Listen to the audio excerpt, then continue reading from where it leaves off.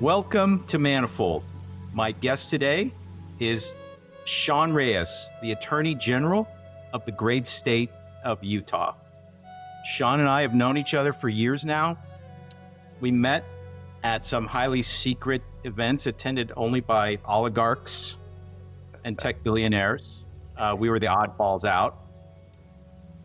Sean is, to me, the all-American dream. Grew up in Los Angeles. He traces his heritage to the Philippines, Spain, Japan, and also has some native Hawaiian ancestry. So he's the most American of all of us.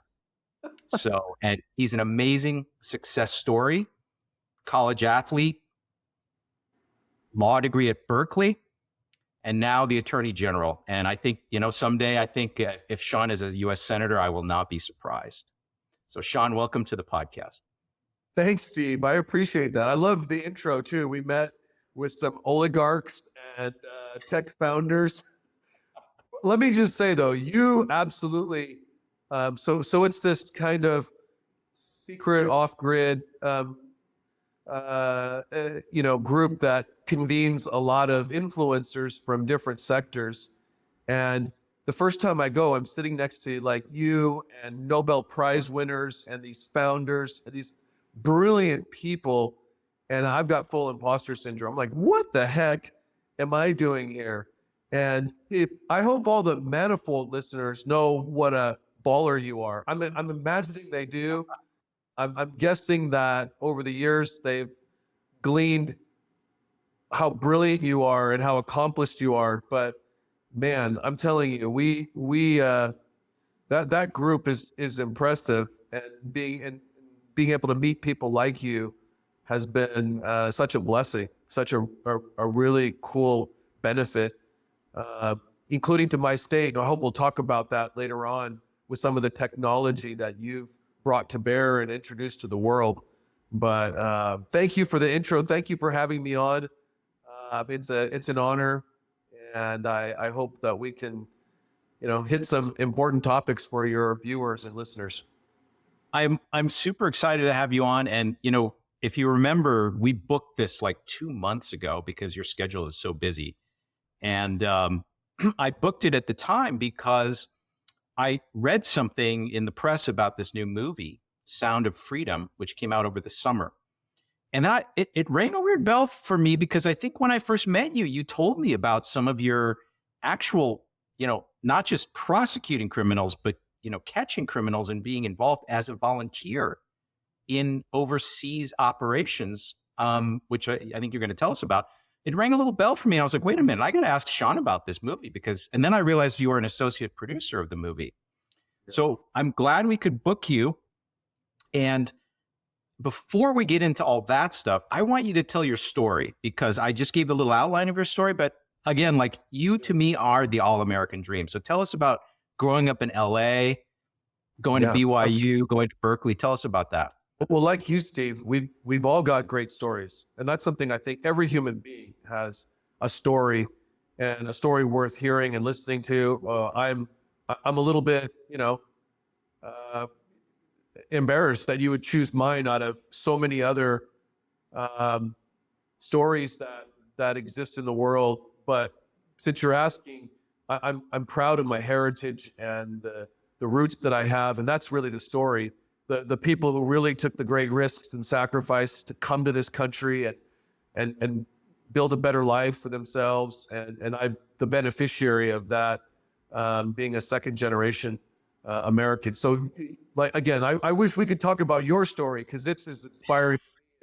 You're seeming to make mine inspiring to you. But on my dad's side, you hit it right on the nose. He is of Spanish heritage and Filipino heritage. So he's Filipino American, and the Philippines was under Spain for 400 years. So Philippine culture is a lot closer to Latin American countries, Spanish-speaking countries, than even many Asian cultures. And my father, short story because I'd rather talk about him. His story is the great American story. Again, I'm a byproduct of his miraculous story. But his uncle was President Ramon Magsaysay of the Philippines in the 1950s, a beloved president, by all accounts, an extremely successful one. The Philippines was a close ally to the United States, before, during, and post World War II. And so this was kind of the golden era for the Philippines. The peso was almost 1-to-1 with the dollar. The Philippines at that time was like an extension of the United States, similar to like Puerto Rico as a territory. They weren't a U.S. territory. They were their own republic, but culturally, they were so much like the United States. So Uncle Monching Magsaysay was world-renowned and a war hero, and that's my dad grew up in the shadow of a larger-than-life uncle like that. It was his godfather, technically his cousin. It was my grandfather's first cousin. So lest anybody, try to claim that I was falsifying my heritage, I want to be clear. My grandfather and the president were first cousins. They grew up together. They were, best friends. They raised their families together. But for my father, culturally, he called him uncle. That's how we refer to elders in ours and many other cultures. And he was his godfather. So dad was like, you know what, we grew up in and around Malacanang Palace, but when you have an uncle that famous, you're always only defined by, oh, you're the president's nephew. And so my dad, being adventurous and entrepreneurial, he taught himself how to draw. So as a kid, so he could write and draw comic books to sell to his neighbors. My father came from the poorer side of the family, just like Uncle Ramon.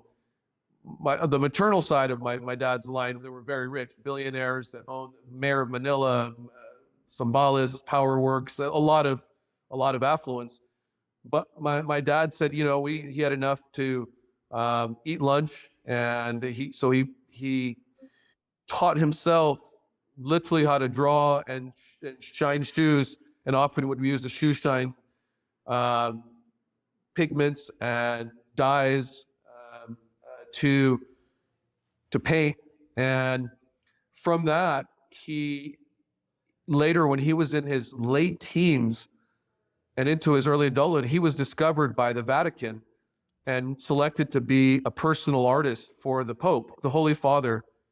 So as a young man, he painted portraits of the Pope that hung in the Vatican. That was quite a big deal for, this little kid from the Philippines, far from Rome.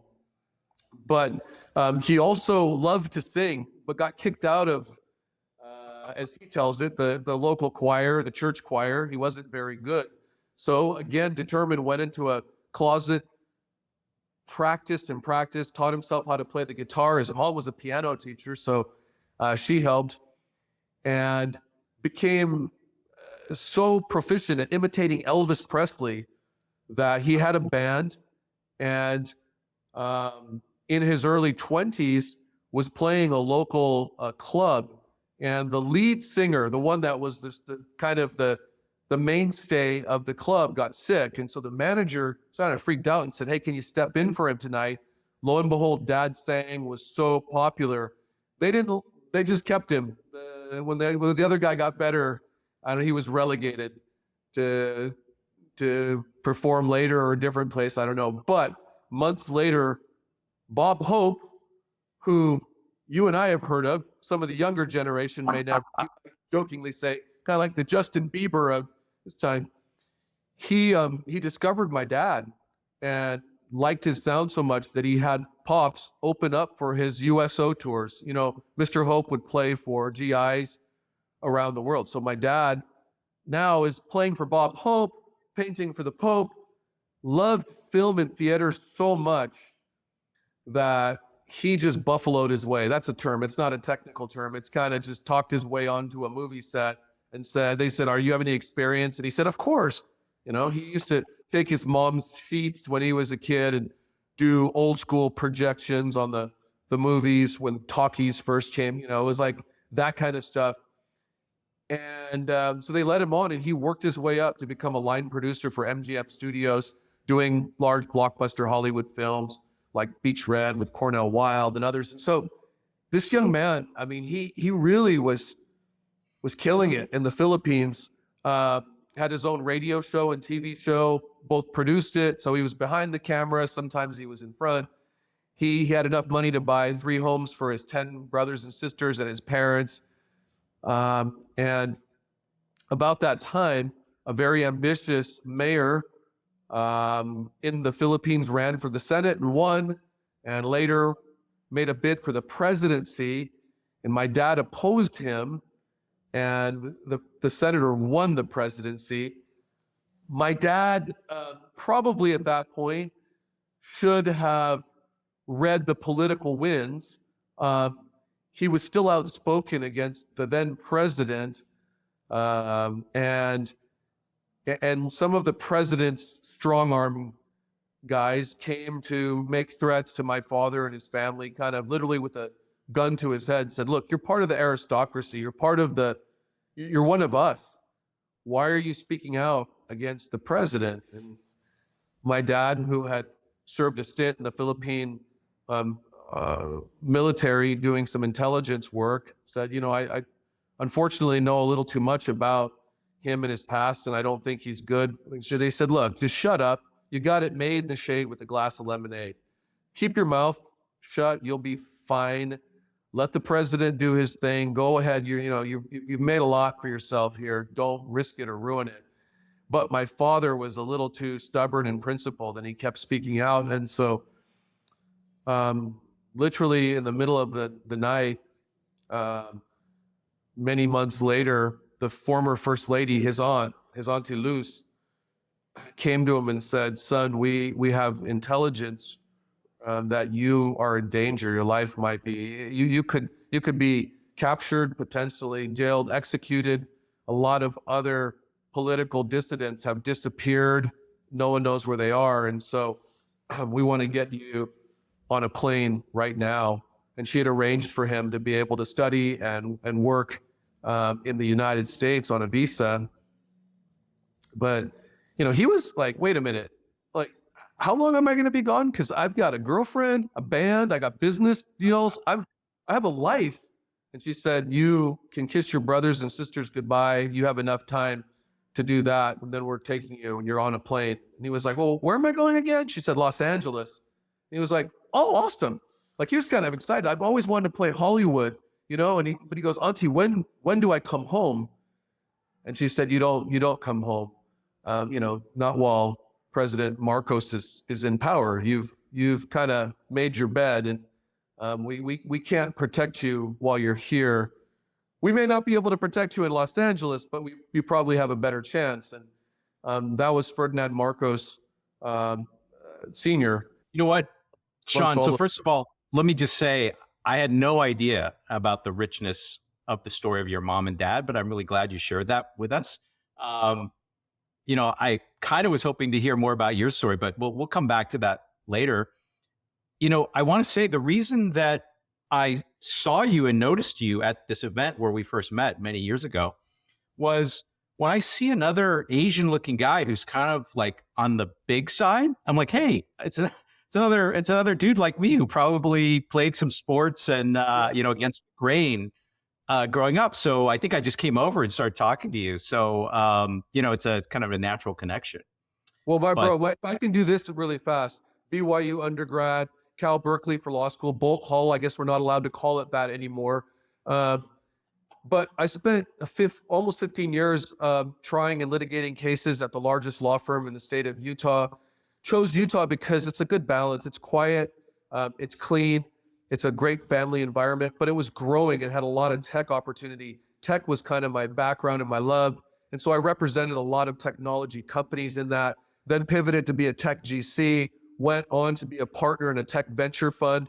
Still love that. I love collaborating and bringing pieces together and growing and scaling companies and then solving problems, especially social impact problems, things like human trafficking or drug addictions, stuff that we've worked on fighting in the criminal justice environment.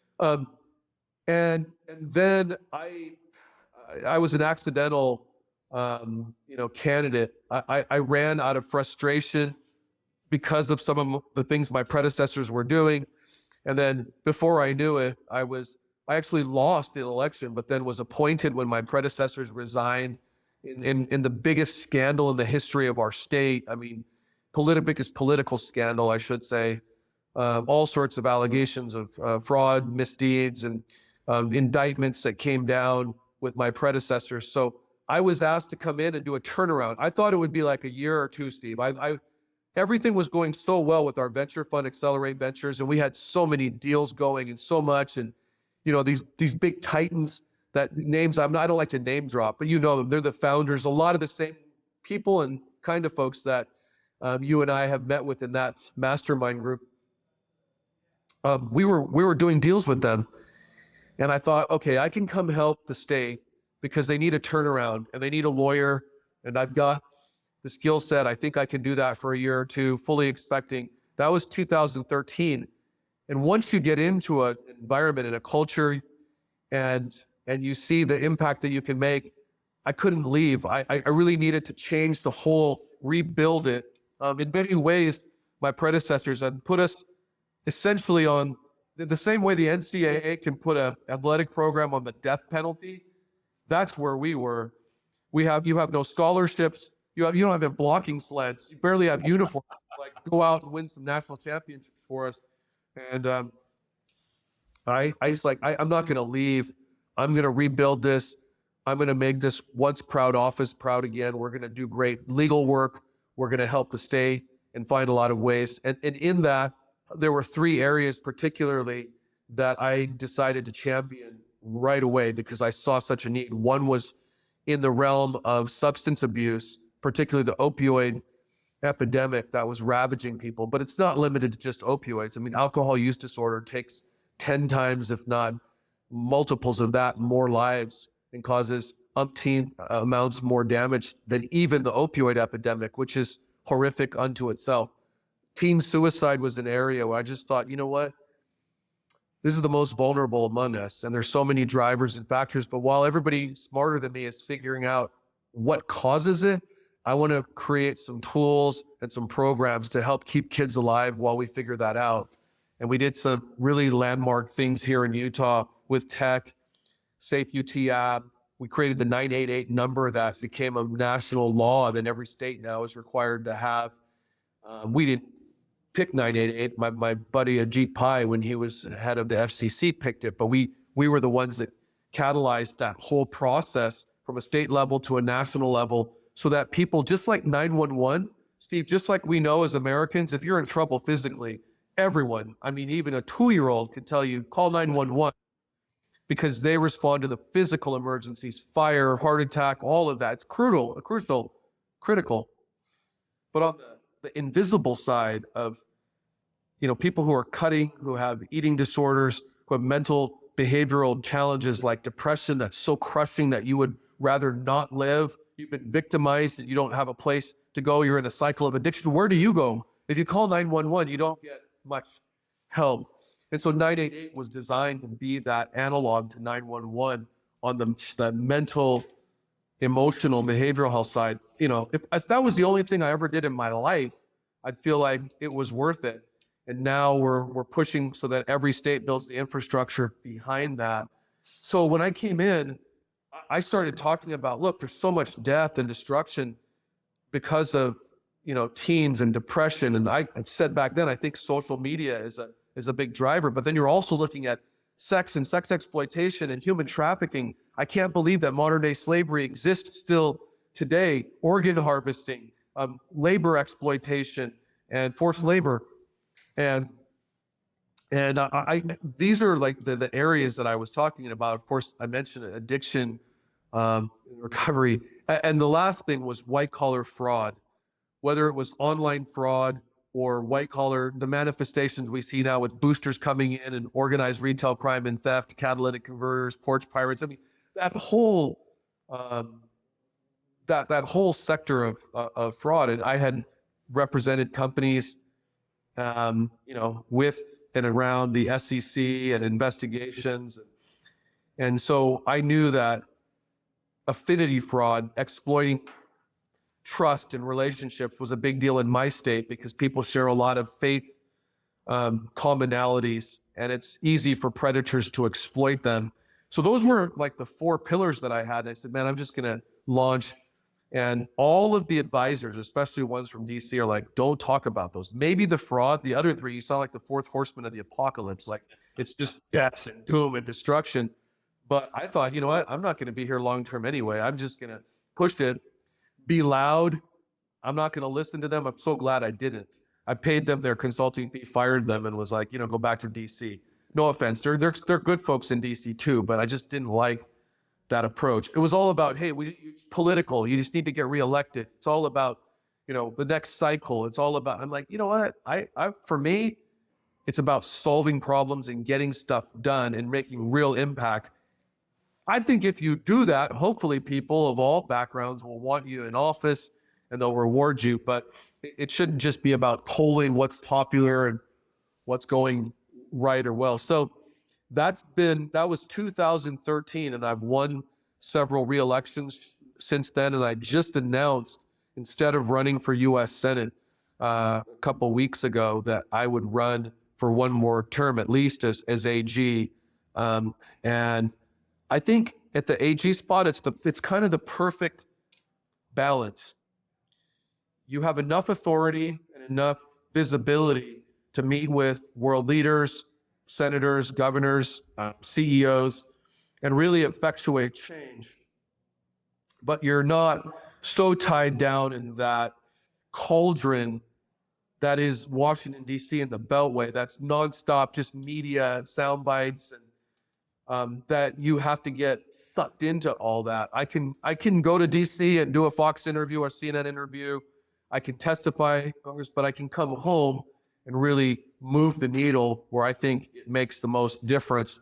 So I prayed a lot about that decision. I talked to my wife, God said, Senate path in DC right now is not for you. Maybe in the future, I don't know. My wife said, it's definitely not for our younger kids and for us right now. So unless you're planning to go alone, I don't think so. So I'm like, I got an answer from God and my wife, 2 most important inputs that I have. It doesn't really matter. But beyond that, I love what I do.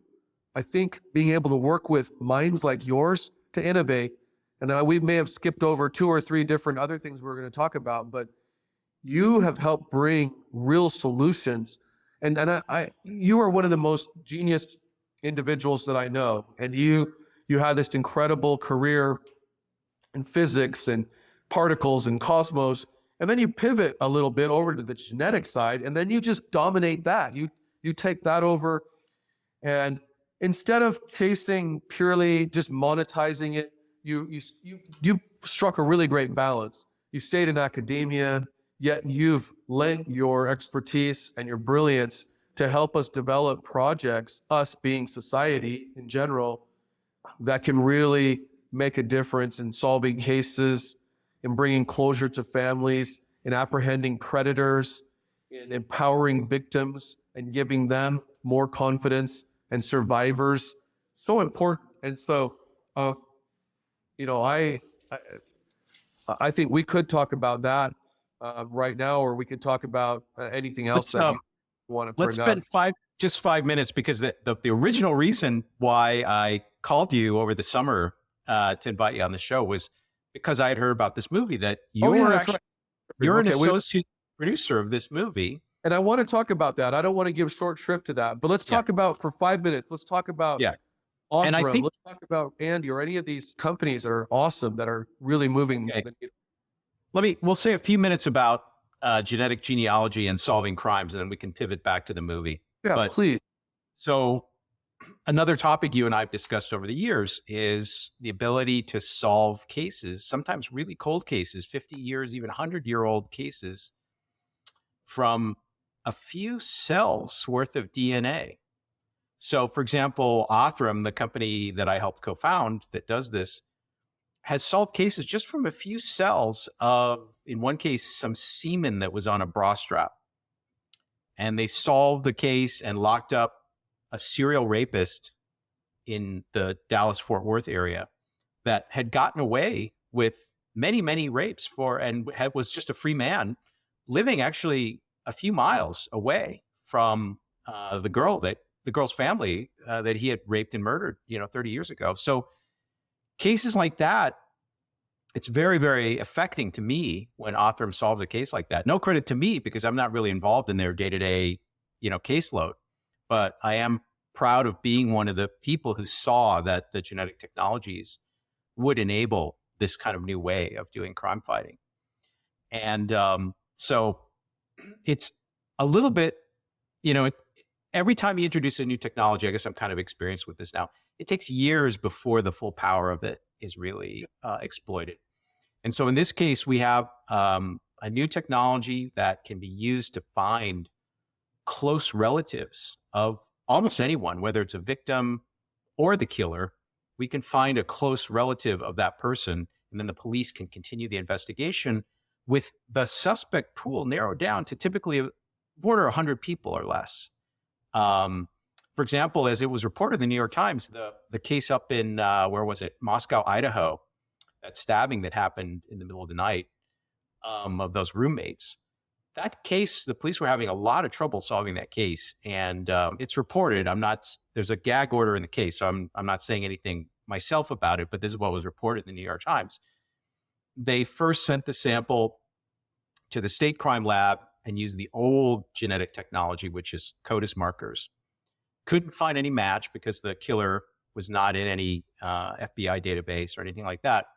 But then when they sent the sample to us, within a few days, it's reported that Othram identified the killer to the Idaho police. And so when this guy, I forgot his name, when he drove across the country over Christmas break with his dad, the police already knew that he was the killer. And they then further identified him by taking garbage from his father's trash and showing that the DNA on the trash was a 50% match to the killer in the case. So super powerful technologies and very cost effective. You can save hundreds of hours of detective time or even thousands of hours of detective time with this one, new technology.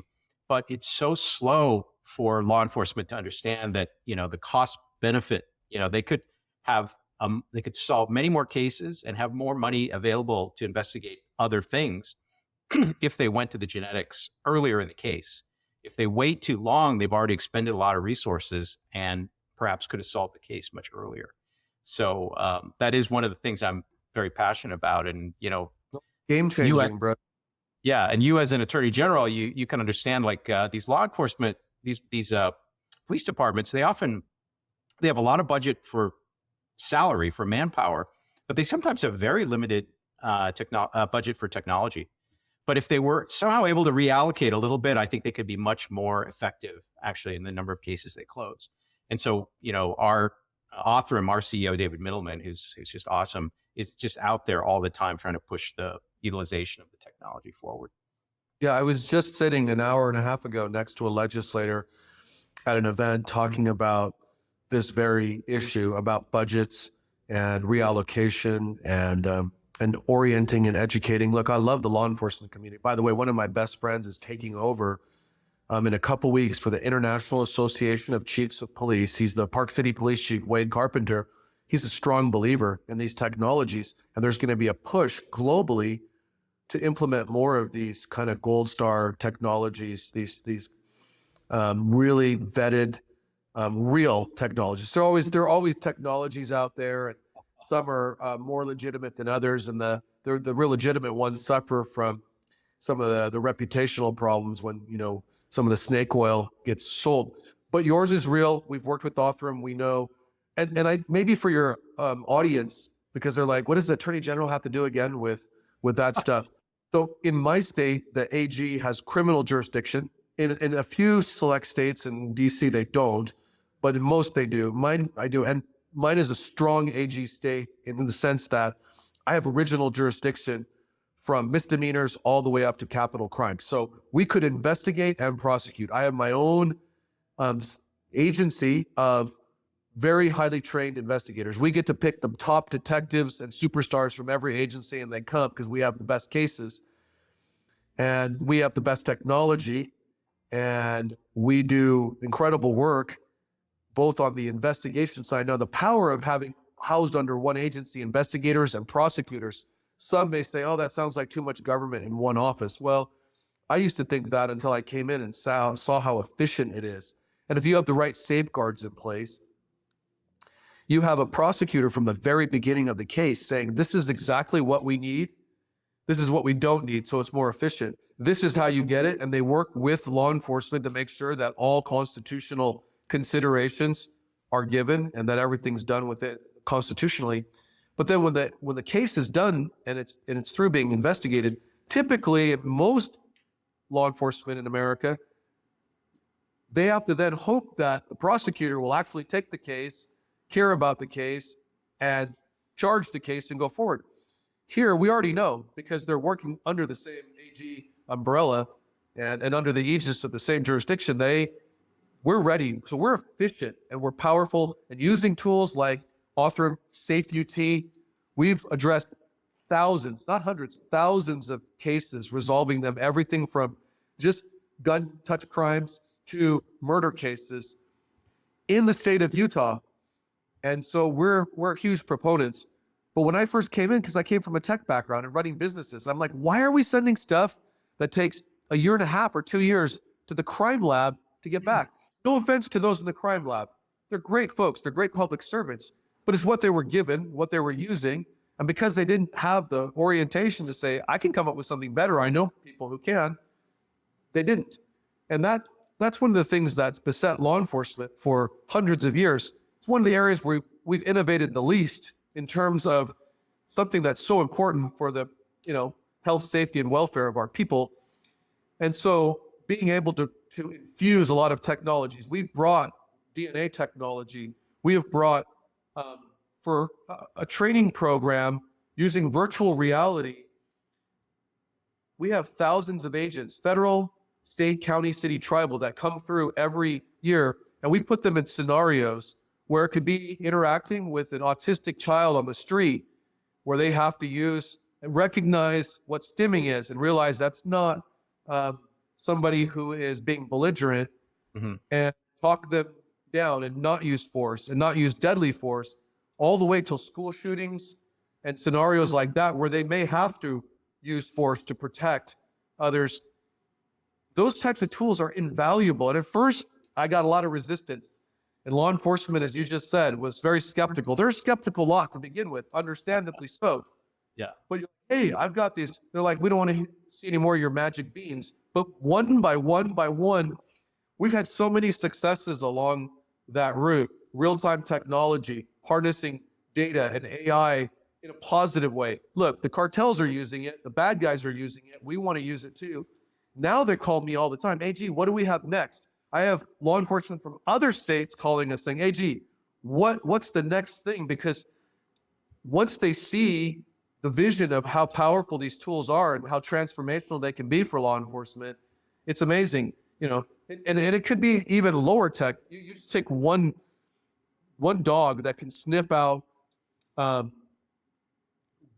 drives and disks that might have child pornography on them. I can try to clear a room and have 10 of my agents spent 3 hours and they don't find anything. But now we mobilize a dog that's trained to sniff those particular devices out. And within seconds, we now know where the computer chips are that are housing all of this stuff, and we can execute the other ones. We can arrest them right then and there, take them into custody, and do what we need to do to prosecute the case. Anyway, I love tech. One of the reasons I've decided to stay in law enforcement is I want to bring even more tools like Othram and others to help us do our jobs. We have incredible public servants, but they're beaten down. Morale is really low in law enforcement. They don't have the tech to keep up with the criminals. They don't have the pay. They don't have the respect like they used to. There's defund the police movements. There's a lot of disrespect for authority, and Some of it's deserved, but a lot of it is not. And these are brave, great folks. And I'm the more tech we help bring to them, the more excited they get about staying in, the more we can recruit and retain. So that's that aspect of it. About the movie that you mentioned, I think, and I don't know, but we're close to it not having just gone over 300 million in box office sales, primarily just through domestic showings of the film Sound of Freedom. But we are about to launch internationally, and the excitement there, I think we could 5 or 10x what we did in the U.S.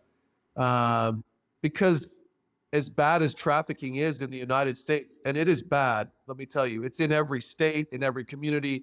It hits people of rural, urban, suburban backgrounds and living conditions.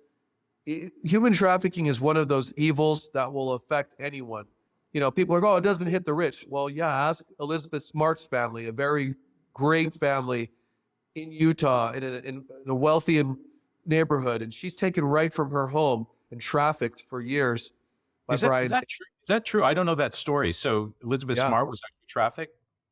Yeah, well, trafficking does not always require abduction. So that's one thing. There's most trafficking isn't abduction. Some trafficking happens in people's own home, or little boys or girls or men or women are exploited. They're forced to turn tricks. A lot of prostitution is trafficking, just by another name. But yeah, Elizabeth was abducted and taken and forced into sexual slavery by this perpetrator, and so are many others in the United States. But it's even worse, Steve, globally. And by different estimations, there are tens of millions, if not, dozens of millions or scores of millions out there of men, women, and children who are forced into servitude. Sex trafficking gets a lot of the attention, but labor trafficking and indentured servitude may be even larger in number in terms of the number of victims affected. You have organ harvesting. It itself has become a multi-billion-dollar industry, especially fetal tissue, illegal adoptions, illegal conscriptions into military and militia around the world. Like I said, it's in every state, but it's also in every country worldwide. And for some reason, unlike drugs, which we have agencies and the war on drugs and all of these things focused on drug cartels, for 30 years, up until really the last decade, where we've made quantum leaps in terms of education and resources. Still have a long way to go, by the way, but I'm saying we've seen a lot of improvement over the last years, probably more in the last 10 years than in the previous 30, where people just didn't register, or it was too gruesome or grotesque or too heavy that people just didn't want to deal with it. And so I remember in my circles, Sean, a lot of people, like when this movie came out, people were saying, this is QAnon stuff. This doesn't really happen in the real world. How do you answer that? I think when I first met you, you told me a story about how you actually went on one of these sting operations, right? And somewhere abroad, right? Maybe in Latin America. So maybe you could just tell us that story. Well, I've been on a number of undercover operations under the auspices of, because I want to be really clear about this. There's lots of misperceptions about how these types of things happen. No, it's not purely a QAnon conspiracy. Are there people who ascribe to QAnon principles that are also against human trafficking? I hope so. I hope everybody is against human trafficking, but it's really easy to try to demonize perhaps like one or characterize an issue by saying, hey, there's this one group that supports it. If that's true, you can say you're at Michigan State, right? You're on great football teams, great basketball teams. I guarantee you that there's at least one Michigan State fan who is a white supremacist, something that you and I abhor, that I'm sure most of your listeners would agree is not a positive thing. How fair is it to say that the Michigan State football team is a white supremacist, initiative because there's some white supremacists that are fans of Sparty? I mean, I don't think it's fair at all. Similar type of situation with fighting human trafficking. Look, they're Democrats, Republicans. It's not a conservative issue. It's not a liberal issue. It's not a Democrat or Republican issue. It's a human issue. Does it exist? Absolutely. I've seen it, not just because I've been undercover overseas, as an invited guest of other attorneys general in other countries, of law enforcement in other countries. We can do stuff that they can't do. Why, Steve? Because take, for example, Haiti, and I've done operations down there. It's not Haitians that are having sex with underage kids, it's Americans.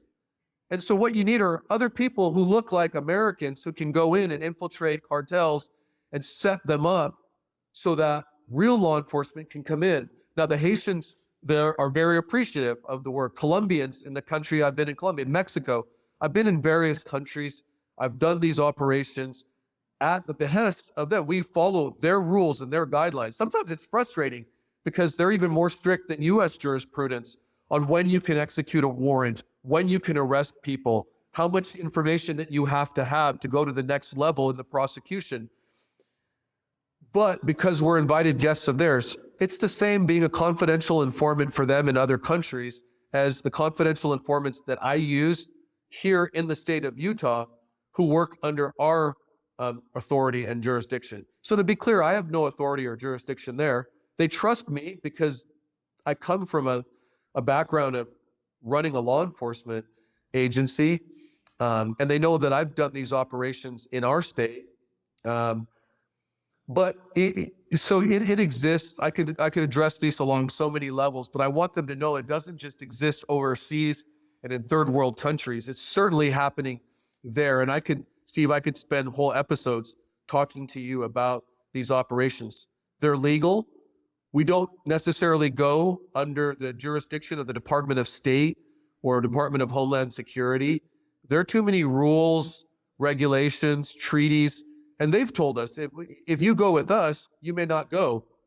If you go as an invited guest, again, there's nothing prohibiting you from going into another nation as long as you're abiding all international rules and U.S. laws. There's nothing that prevents you. So we have been successful being those confidential informants to be able to infiltrate, gather intel, set up these traffickers so that they bring the kids out of these hellholes that they're holed up in, that they're hiding them in to have sex with Europeans or Canadians or Americans. And then we can take them down. We help them take them down. We help them often though, we get arrested with the bad guys because it's part of the ruse, right?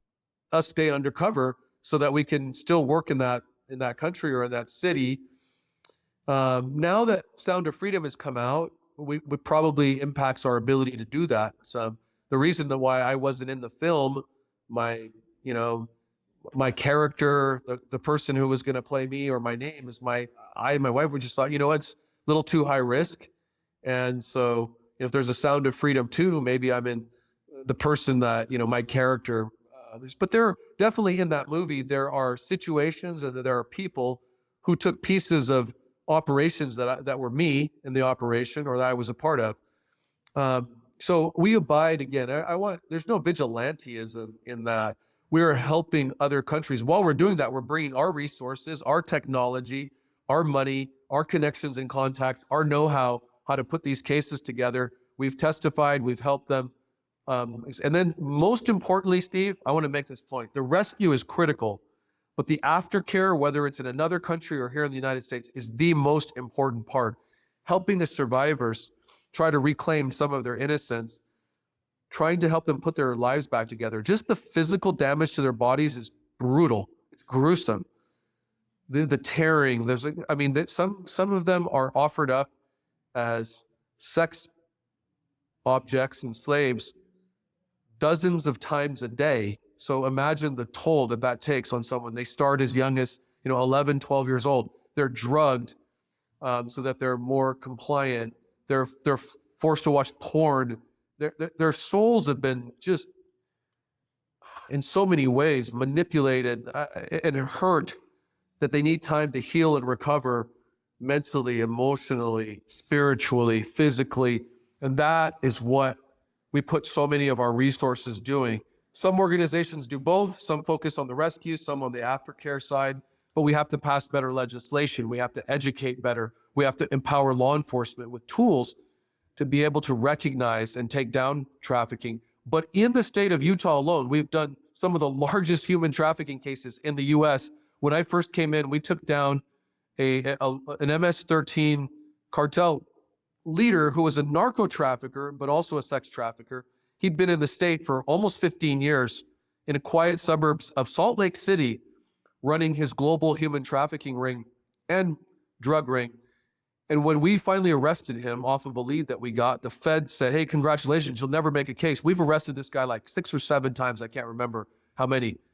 And I'm like, if you've arrested him, how does he get out? Well, we deport him and he just comes back in under a pseudonym or something else. And I'm like, that doesn't seem like a very effective system. They're like, yeah, well, you good luck, because all the witnesses either die or disappear. And I'm like, well, if they know that he's just going to get deported and come back, of course no one's going to testify. What if we did this? What if I prosecuted him, there was no deportation, and we just put him away forever? I guarantee we can get a life sentence, maybe the death penalty against him in Utah. And fortunately, the feds deferred to us, and they did not deport and were removed, and we were able to prosecute him. Now, he ended up taking his own life in a county jail during the pendency of the trial. And, for a lot of reasons, I thought that was good. There was no wiggling out, no extradition, no tricks, no defense last minute.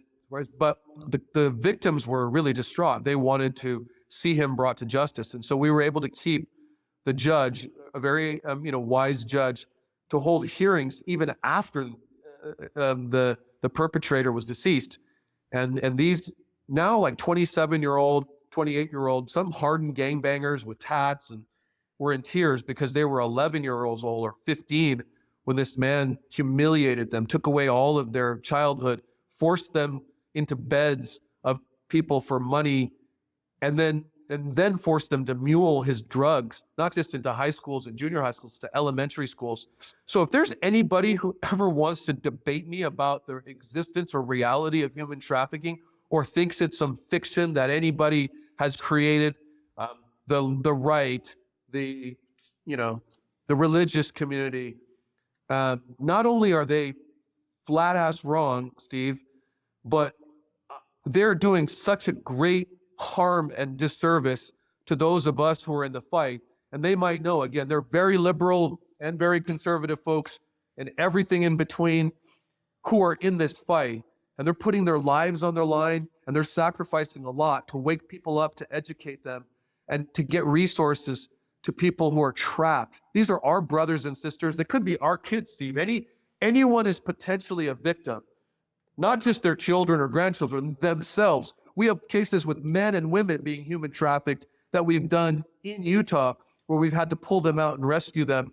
And now if I'm starting to act pissed and getting a little bit exercised about that, it's because elites who can sit in an ivory tower in their comfortable world and pontificate about what may or may not be real, but don't put their own butts in the line of fire, it's really easy to discount stuff. But for those of us who've seen it, who've looked evil truly in the eye, and you can ask my friends, it's bipartisan, Democrat AGs, Democrat governors, I happen to be a Republican one, they will tell you it is so real. And having anything else taken away from you is one thing. Having your liberty and freedom stripped from you and being constantly treated like chattel and property, humiliated, forced into sell your body, drugged by others, having all your free will taken away and feeling like there's no hope left. And the statistics are grim. Once you're in that life, heavy odds you're never going to get out. And sometimes if you do, you go back because it's all you knew. And so that's why we have to have programs that teach job training skills, and programs that don't re-victimize victims. Criminal justice, we've had so much reform for the positive. So we're starting to treat traffickers like the inhuman monsters that they are, and Johns for the perpetrators that they are. They used to get a slap on the wrist. They used to be ignored. And instead, we used to re-traumatize and re-victimize the real victims. those being trafficked. Well, now hopefully they're being treated like the victims that they really are, and given the tools and given the care and given all of the resources that they deserve to have. So yeah, I'm a pretty chill dude.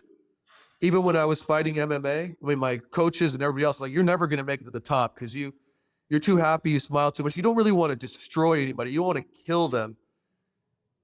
Maybe that's true. I was a good competitor and I was skilled, but I don't want to destroy people, except maybe human traffickers and a few others who prey on the innocence of children.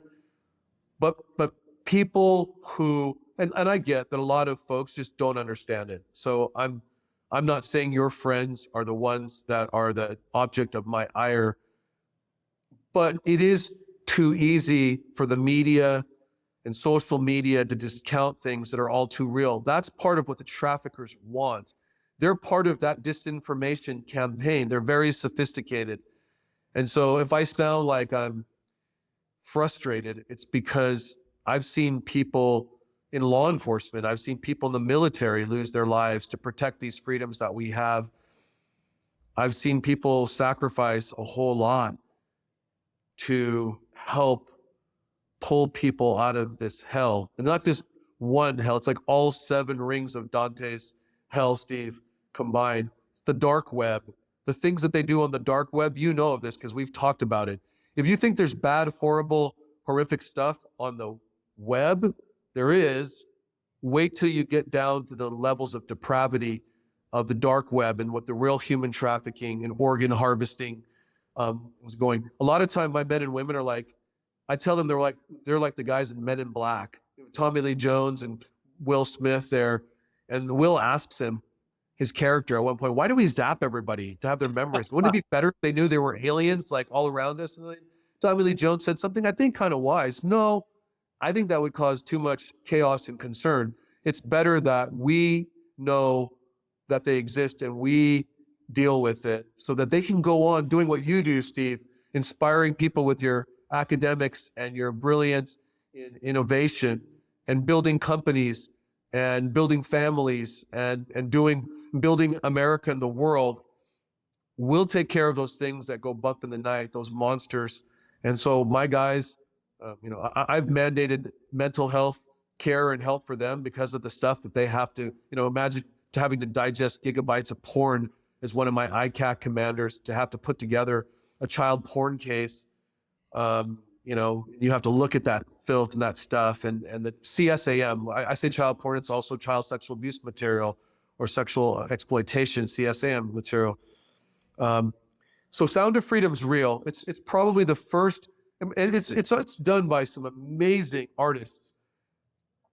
Alejandro Monteverde and Eduardo Verástegui are 2 brilliant artists. They had award-winning films like Bella and Little Boy. Look those up, for Cannes and Milan and Toronto and Sundance.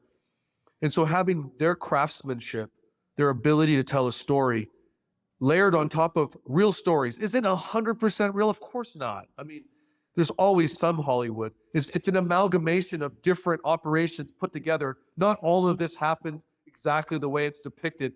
Are these kids the exact kids? No, but there are thousands of kids out there who are represented, millions if you're talking about the entire world, who the kids in Sound of Freedom represent. The same pain that they endure, the same suffering, but also the hope that someone's looking for them, that there are folks like you, Steve, and your listeners out there who can maybe put away misinformation, misunderstanding, and say, hey, we want to help, we want to lean in.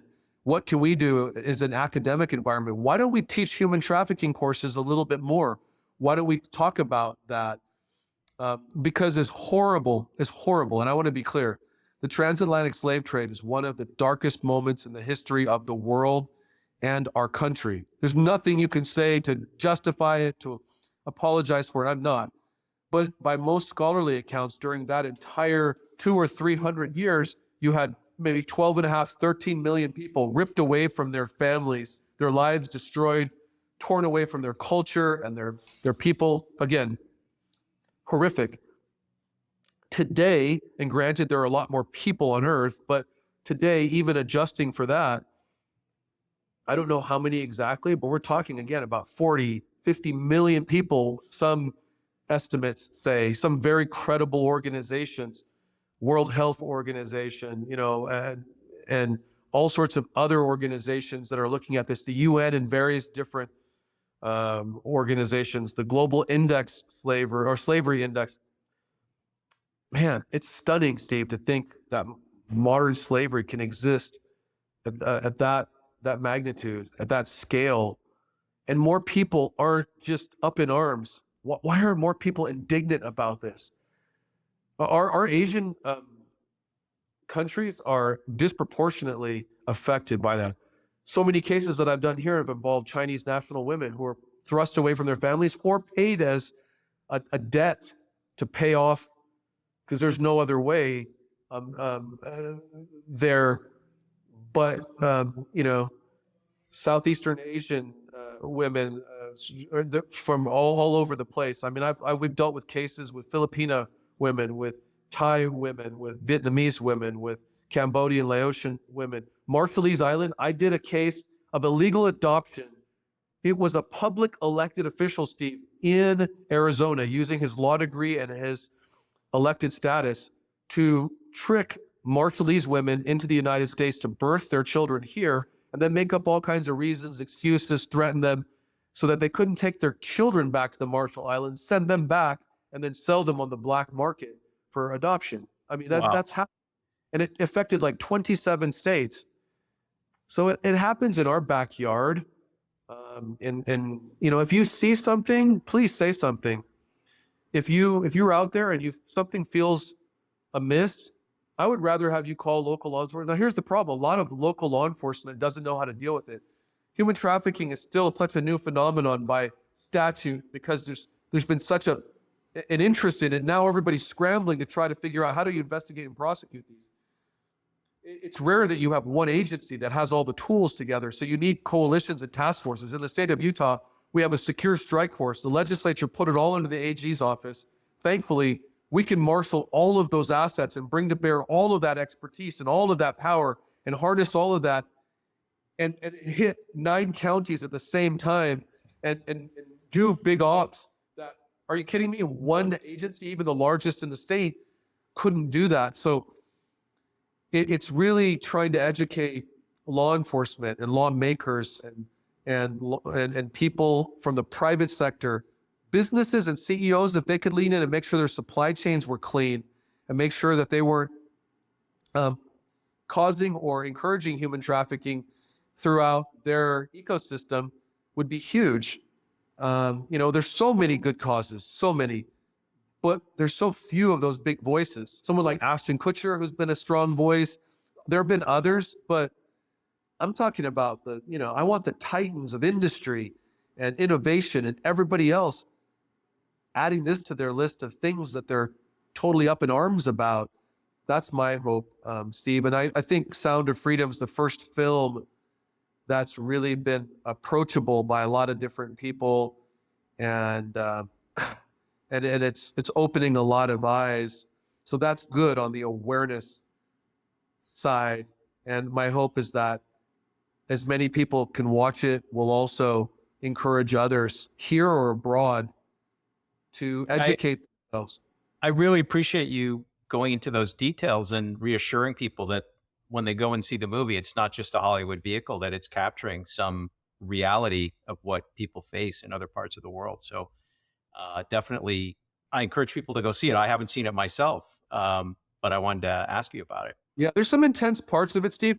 There are many parts of that film that aren't even as wild and crazy or unbelievable as the things that have happened to us in real life on some of those operations in terms of the danger.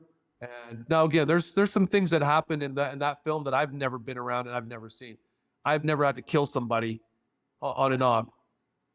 I haven't been as close as some of the characters there are. They're down in South American jungles with cartel members in the lair of the cartel. I've been in safer spots than that, but but those spots safer than that, but really dangerous still. Like places you would not want to be in, very, with guns and other weapons, right, held around you, held to your head in certain circumstances, situations that are really, again, suboptimal and not ideal. And the film tried to carefully balance and depict the reality of the danger to those who are, operating there, but also to the kids, and not try to make it look sensationalized. It doesn't need to be, because reality is sensational enough. And so, I hope it's a film that can continue a movement, or even on its own start a movement. What do I mean by that? Well, hopefully enough people will be indignant and offended and made uncomfortable that they will act, and that cumulative effect will be in and of itself a movement. But one of the things that these storytellers, the directors of the film, my fellow producers, have said, by the way, I don't make any money off of the film. I don't have an interest in the film that way. I donated all of my time and my expertise because I believe so much in the vehicle. We didn't make any money. We've never been paid, never been compensated for going undercover in these different places or doing what we do. I jokingly say I don't get paid that much even for doing the stuff I do in my own state at AG. Yeah. But I still put in 80 to 100 hour AG weeks, Steve. But on my own time and my own dime, I used to coach all of my kids in sports. Maybe I do that less now, but it's really hard when there's a chance to go rescue men, women, and especially children, to not want to take the time, then even take the risk to go and bring people, their children back, or give these children a chance at a real life back. And so I'm proud of the film. I think it will, I was saying my co-producers said, Schindler's List, that movie was so powerful, the Spielberg film, but unfortunately it was made decades too late, right? In essence, what if we could have a film of that impact while, if it was during the Holocaust, man, it could have changed so many things that were terrible. Well, I'm not making any comparisons directly, but now we have another terrible situation with human trafficking. And if we can have a film that actually makes a difference while trafficking is at its zenith, and we can start to really undermine it and chip away. The cartels will not traffic, or they'll traffic less if they're not making so much money off of it.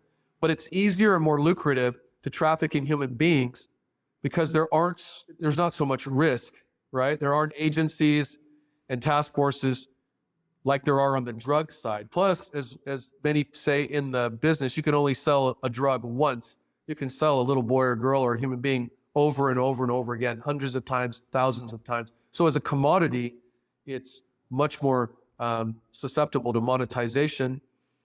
And then while you're doing it, you can be filming the sexual act and streaming it for live child pornography and monetizing it that way. Then you can resell it afterwards while the person who's perpetrating the act is also paying you.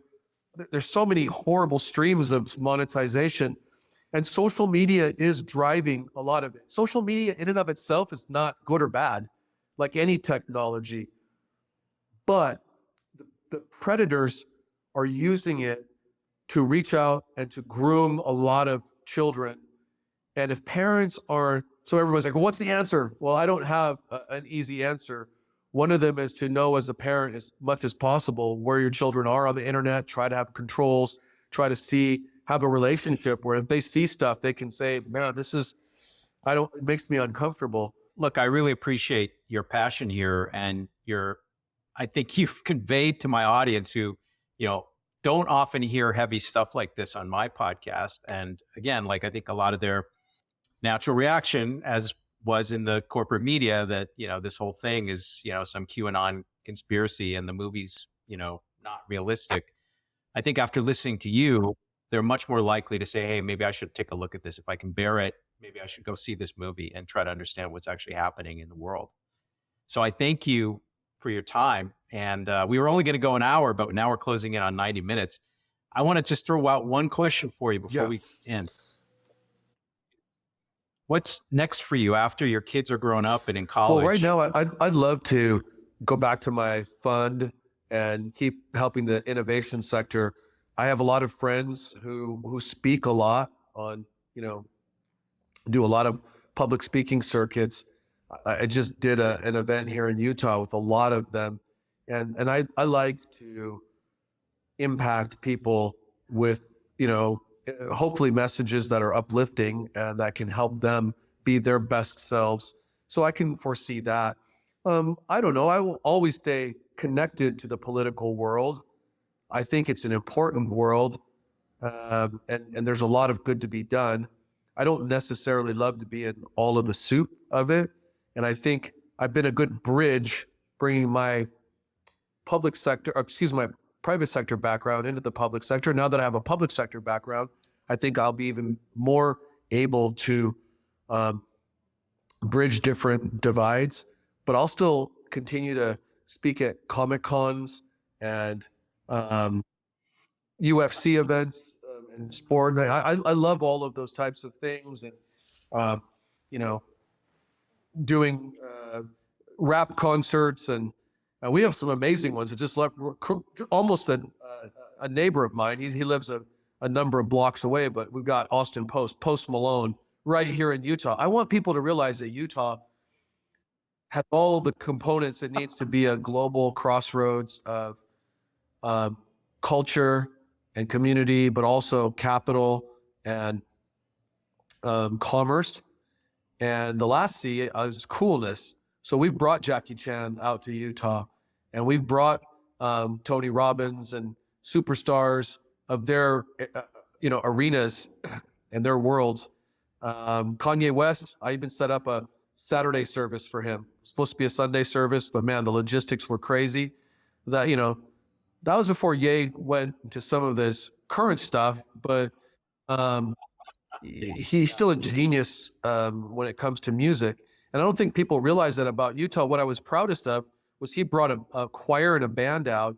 All together between the two, there were probably 100 members of the choir and band. That's when they said in all the cities, dozens and dozens of cities nationwide, they had never been treated better than in Salt Lake City, Utah, by us and our team. And that's what I want people to feel. So whether you're a golf fan, we got Tony Finau, who's like a little cousin just right down the street, who's helped put Utah on the map that way, sports-wise. A lot of NFL players and rappers, and I'll keep I'll keep rapping even when I'm out of office. I was before. I DJ'd, I rapped growing up. I was MC Pineapple Crush.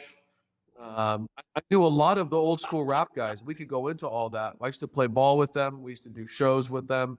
And I'm talking about like the NWA era. In fact, people don't even realize NWA was world-class wrecking crew before Eric Wright, Eazy-E came in. And a lot of those cats play ball with us right at Shoot Park, or we played back in LA. But out in the Valley, they went to schools like Taft High School or El Camino High School. And so we knew a lot of them. So some of them now we're OG, now we're old time, but we were the young up and coming rappers and DJs, and we did shows at the Reseda Country Club. But yeah, I want I want the political world to be a little more accessible.